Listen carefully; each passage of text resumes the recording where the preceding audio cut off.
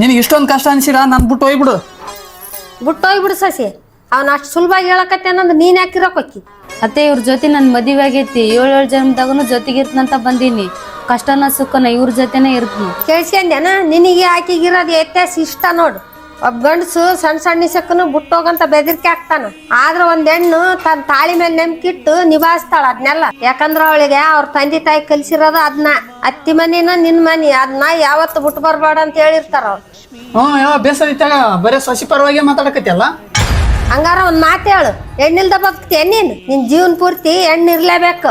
ಮದುವೆಗಿನ ಮುಂಚೆ ತಾಯಿ ರೂಪದಾಗ, ಮದುವೆ ಆದ್ಮೇಲೆ ಹೆಂಡತಿ ರೂಪದಾಗ ಇರ್ಲೇಬೇಕು. ಎಷ್ಟೋ ಜನ ಹೆಣ್ಮಕ್ಳು ತಮ್ಮ ಗಂಡ್ರಲ್ಕ್ರು ಮಕ್ಕಳ ಸಾಕಿ ಬೆಳೆಸ್ತಿರ್ತಾರ. ಆದ್ರ ಗಂಡ್ ಮಕ್ಳು ತಕ್ಷಣ 2ನೇ ಮದುವೆ ಆಗ್ಬಿಡ್ತಾರ.